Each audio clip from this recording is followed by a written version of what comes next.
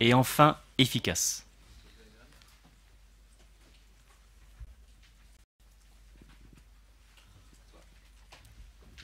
Bonjour à toutes et tous. Je vais commencer par vous poser une question.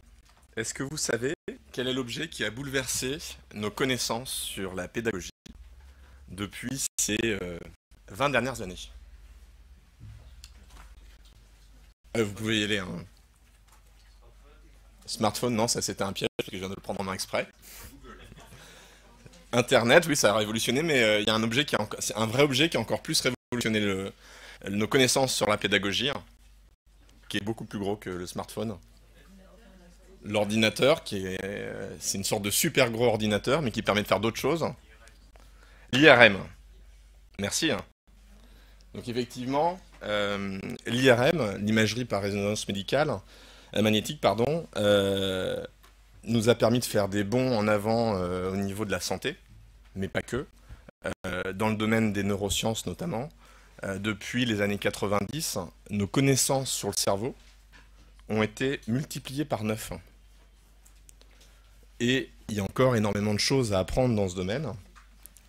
Ma société s'est beaucoup appuyée sur la neuropédagogie, donc la science qui s'intéresse à la manière dont le cerveau de l'être humain fonctionne lorsqu'il est en phase d'apprentissage. Donc je m'appelle Guillaume Copin, je suis directeur de la société Exos. Notre métier, c'est d'accompagner les entreprises dans leur transformation digitale au niveau de leur formation. Et on a une particularité que je vais vous évoquer. Ça fait 17 ans que je suis dans le métier du e-learning et de la formation.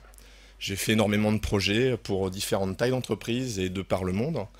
Et quand on crée des cours e-learning ou des parcours de formation digitale, souvent on fait appel à un certain nombre d'interlocuteurs, en interne chez les clients, mais aussi au niveau des prestataires qui vous accompagnent. Et vous allez suivre une méthodologie de la scénarisation, du storyboarding. Il y a des personnes qui vont travailler pour optimiser les éléments techniques et il y a des personnes qui vont regarder également pour optimiser les éléments graphiques. C'est un peu une ancienne façon de faire de notre point de vue, parce que tout cela est assez coûteux et prend du temps. C'est pour avoir des dispositifs de formation digitale aujourd'hui, ça peut prendre un certain nombre de temps. Ce que l'on a fait, nous, au niveau de la société, c'est que par rapport à la neuropédagogie, et par rapport à toute l'expérience que l'on a depuis un certain nombre d'années, on a modélisé toutes les capacités à créer des parcours de formation digitale en 5 briques que je vais vous présenter. Donc les 5 briques sont les suivantes. Ces 5 briques-là, en fait, elles permettent de traiter n'importe quel type de besoin de formation en entreprise, quelle que soit la thématique, ou le public auquel on va s'adresser, ou quelle que soit la spécificité culturelle. Donc on a une brique de test. Cette brique-là peut être positionnée en amont ou en aval d'un parcours. Elle va permettre d'évaluer un niveau, par exemple, d'un apprenant, d'aider à constituer un groupe, ou elle peut être positionnée en aval pour valider les acquis pédagogiques, et voire même délivrer un certificat. Donc on va être sur une brique de 10 minutes, en ligne. Une seconde brique, c'est le micro-learning. On est sur des formats très très courts, on est sur du 2 minutes. L'objectif, c'est de présenter un savoir ou un savoir-faire. C'est notamment très utilisé lorsque l'on veut faire des formations pour transférer des savoir-faire sur des logiciels applicatifs quels qu'ils soient. La troisième brique, c'est le fast learning. On est sur un contenu de 10 minutes. On va alterner des vidéos pédagogiques avec des experts qui vont donner des conseils, des retours d'expérience et des méthodes, avec des exercices de découverte pour renforcer l'ancrage mémoriel. Le quatrième point, ça va être, et je vous donnerai ensuite, je vous montrerai des exemples d'applications clients, ça va être les practices, c'est-à-dire toute la quintessence que l'on va retrouver lorsque l'on est dans des formations de groupe, où on va se focaliser uniquement sur les mises en pratique au niveau des apprenants, la pratique d'exercice, et tout ce qui va être les jeux pédagogiques pour réveiller et puis pour améliorer les ancrages, et puis favoriser les échanges au niveau du groupe. Et la dernière brique, ça va être une brique de mise en application. J'ai été formé, j'ai décidé de monter en compétence sur un domaine qui est la prospection téléphonique, et je décide de mettre en avant tels éléments que j'ai vus. Et une fois que j'ai vu ça, on a une brique de Go qui permet de mesurer l'application et de renforcer l'application une fois qu'on est passé sur le terrain. Donc du coup, au niveau de ces 5 briques, on va utiliser en fonction des besoins de formation certaines de ces briques, toutes ces briques. Donc je vais vous montrer 2 exemples. Le premier exemple, Par exemple, vous voulez former à l'utilisation. Donc, c'est des exemples que je vous montre, sont des exemples de clients pour vous montrer des exemples qui soient terrain. Donc, par exemple, vous voulez former à l'utilisation d'un outil. Là, dans ce cas, on veut former à l'utilisation d'un nouvel outil de gestion de la relation client qui est Salesforce. Le parcours va se composer de la manière suivante. On va avoir une brique de fast learning de 10 minutes dans laquelle on a le directeur commercial de l'unité qui va prendre la parole au travers de vidéos pédagogiques pour expliquer les intérêts pour cette entreprise à avoir utilisé, en tout cas a mis en place Salesforce dans leur unité, et quelles sont les principales règles de gestion, les conseils, les alertes et les retours d'expérience. Puis, les apprenants auront accès à 6 micro-learning de chacun 2 minutes, où ils vont voir, au travers de ces micro-learning, l'ensemble des modes opératoires animés, des conseils et des alertes pour décliner des tâches, donc là sur des outils de CRM du type je saisis un client, je saisis une opportunité, ou je lance un rapport. Deuxième exemple, vous voulez mettre en œuvre un savoir-être. Donc là par exemple, c'est un exemple sur un parcours de formation. Donc c'est une entreprise qui veut former l'ensemble de ses managers sur les entretiens annuels d'évaluation, entretien de performance, entretien de recadrage et gestion des conflits. Donc la première brique, c'est avec une brique de test. Les managers vont avoir, au travers de 10 minutes, une évaluation pour mesurer leur niveau de connaissance sur on va dire, les fondamentaux du management par rapport à ces thématiques. Puis ils vont avoir 8 fast learning, 80 minutes de formation, qui vont pouvoir suivre pendant une durée de 2 semaines, grosso modo. Et sur ces briques de formation-là, ils vont avoir à la fois des contenus qui sont issus de notre catalogue sur étagère. Donc on a aujourd'hui 600 cours e-learning qui sont dans notre catalogue sur étagère sur différentes thématiques, l'efficacité professionnelle, la bureautique et les langues. Et là, en l'occurrence, sur ce client-là, il y a 6 briques qu'il a utilisées sur le management d'équipe. Et il y a 2 briques qui ont été faites sur mesure pour tout ce qui va être l'entretien, le processus d'entretien qui est particulier dans cette entreprise-là, avec un rythme calendaire et un outil pour gérer les entretiens annuels. Suite à cette partie-là, les managers vont suivre une journée de formation en salle, donc 6 practices, où là, il y aura uniquement des réveils pédagogiques et des cas pratiques, des cas pratiques, des cas pratiques, avec des retours d'expérience par le formateur.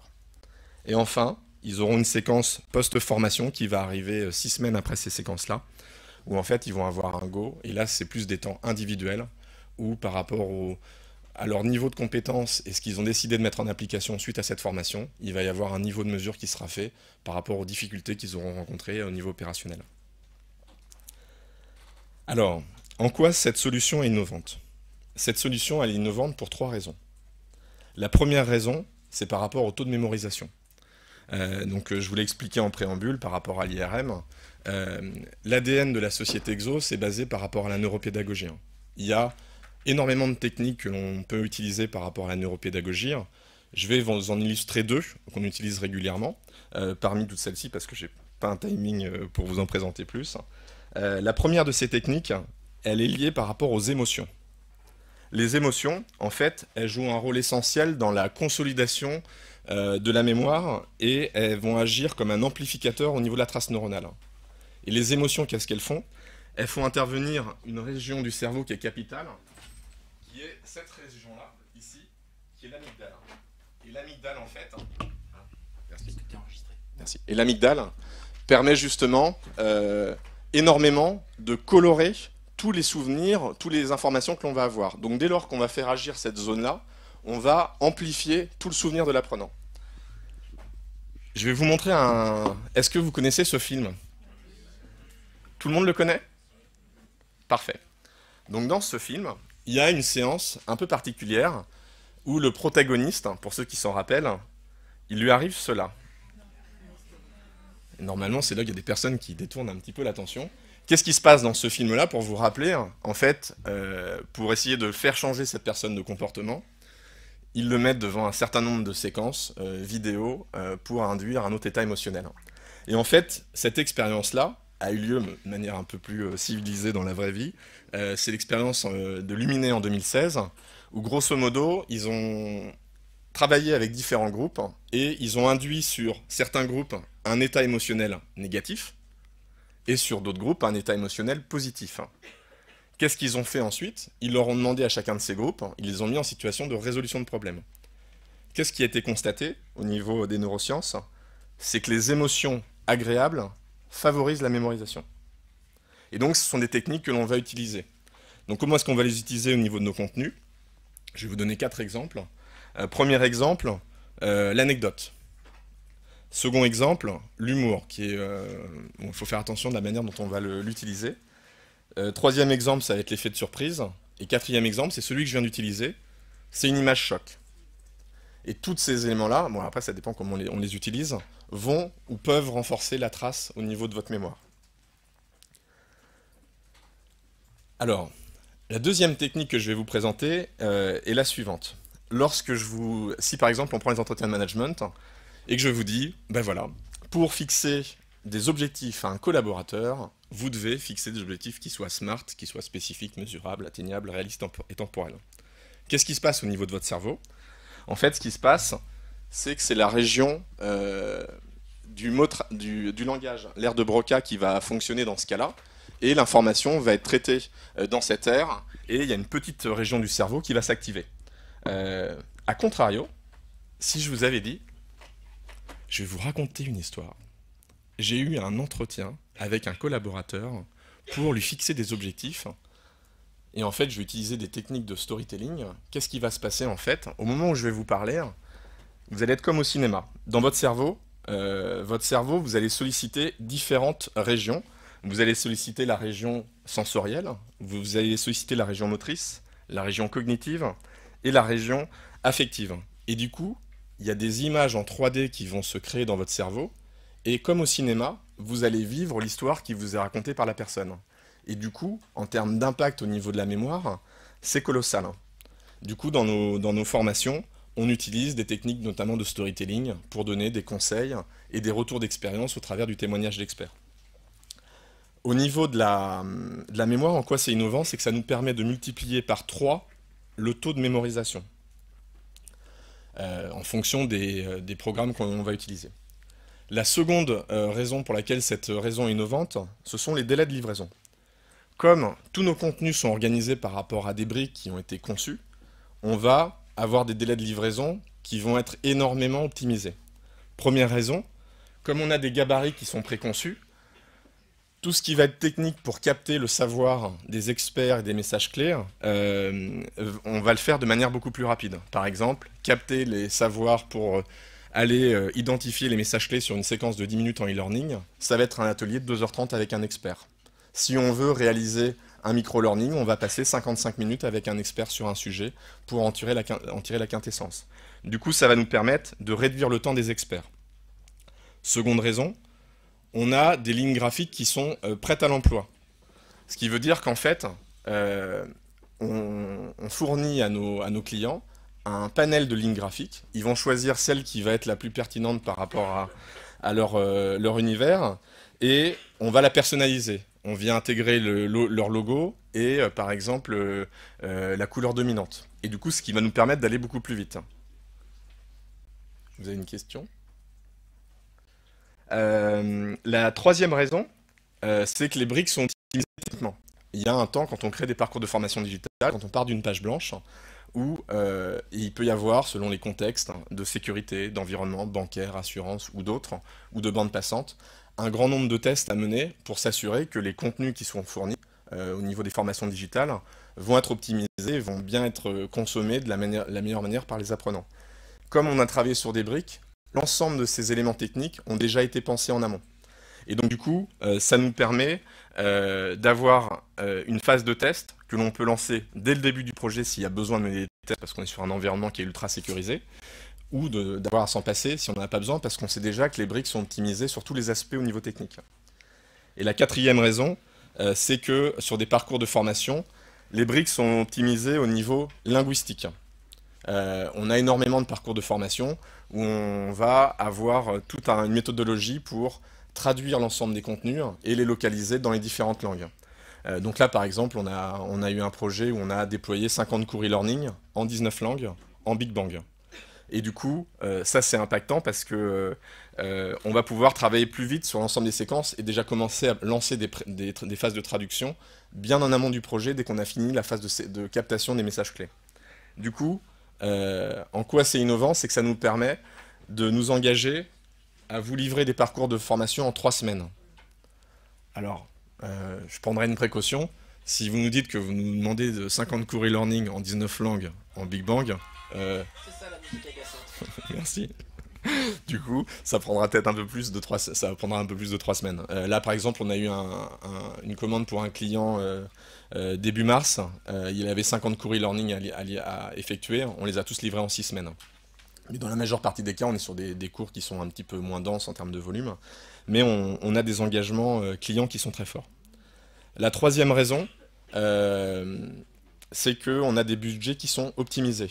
Pourquoi est-ce qu'on a des budgets qui sont optimisés ? Première chose, c'est que ce que vous allez avoir est exactement ce que vous aurez vu au préalable, parce que les briques, elles sont déjà à disposition, et après on va venir personnaliser, intégrer toute l'essence de ce dont vous allez avoir besoin. Donc il n'y a aucune mauvaise surprise, hein. Et il n'y a aucun dépassement de nos budgets sur l'ensemble de nos engagements, et on s'engage forfaitairement. La seconde raison, c'est que je vous ai évoqué, on a 600 cours e-learning qui sont sur étagère. Donc des fois, on a des clients qui, par rapport à un besoin de formation, je veux former sur la gestion de projet, je veux former sur la culturation digitale, peuvent avoir un parcours de formation qui va être uniquement conçu avec des briques sur étagère, ou je veux former sur du management d'équipe, sur de la gestion du temps, et ils vont peut-être prendre des contenus sur mesure et mixer avec des contenus sur étagère, ce qui va nous permettre d'avoir aussi une optimisation budgétaire. Et l'autre point, c'est qu'on ne part jamais de la page blanche. Et comme on ne part jamais de la page blanche, du coup, vous allez bénéficier de l'ensemble des éléments que l'on a fait à un tarif qui sera optimisé. Et le dernier élément, c'est que ça nous permet, comme on ne part pas de la page blanche, d'inclure des services que je pense aucun autre prestataire est capable de vous proposer sur le marché. Premier service, c'est que toutes les demandes de modification de texte sur des contenus réalisés sur mesure sont inclus dans notre budget jusqu'à 5 ans après la date de livraison de nos contenus. Et la seconde raison, c'est que chaque année, les contenus e-learning peuvent évoluer et peuvent se périmer. Chaque année, on met à disposition de nos clients de nouvelles lignes graphiques pour leur permettre de bénéficier de contenus qui soient plus à l'ordre du jour. Et ce qui nous permet, en tout cas, par rapport à tout ça, de vous proposer des tarifs qui sont optimisés jusqu'à 30% à niveau de rapport qualité-prix sur le marché équivalent, pour toutes ces raisons. Comme j'ai un petit peu de temps, j'ai pas fini. Comme j'ai un petit peu de temps, et que je sais que le rythme est dense, je vais vous proposer de faire une petite pause sensorielle, et je vais vous inviter tous à fermer les yeux pendant 1 minute, et à essayer de faire le vide dans votre cerveau. Je sais que c'est pas facile. Donc je vous invite au plus complet silence, et pour ceux qui veulent se prêter à l'exercice, on part pour 1 minute.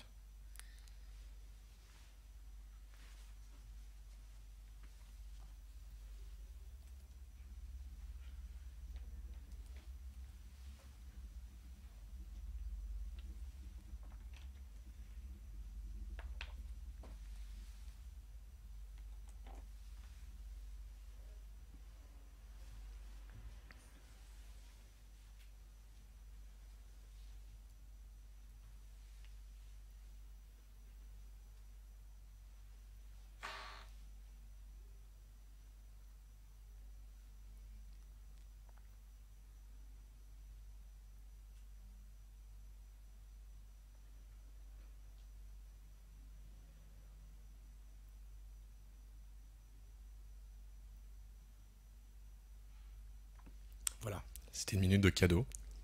Et donc en résumé, comme vous avez l'esprit un peu libéré, pour résumer ce que je viens de dire, en fait pour les 3 raisons qui font que cette solution au niveau des briques est innovante, c'est que ça permet de multiplier le taux de mémorisation jusqu'à 3, de vous livrer des parcours de formation en 3 semaines, et d'avoir des tarifs qui sont jusqu'à moins de 30% inférieurs au marché. Donc je serais très content que vous acceptiez de nous confier votre projet. Et je suis là pour le déjeuner si vous voulez venir me voir. Ce sera avec plaisir, je répondrai à vos questions. Merci beaucoup pour votre attention et bon courage pour la fin de la journée. Voilà. Donc quand je vous parlais d'un exercice incroyable, c'est que j'ai lu les slides hier, je lui ai dit tu ne pourras jamais faire ça en 20 minutes. Bah si, voilà, 20 minutes. Les questions ici portent sur qu'est-ce qu'il y a comme brique, est-ce qu'on peut voir des exemples et est-ce que ça peut être indépendant d'une plateforme, mais donc tu y répondras à l'oral, en tête-à-tête, très bien, en face-à-face, quand les participants viendront te rencontrer. Merci beaucoup Guillaume. Merci, avec plaisir.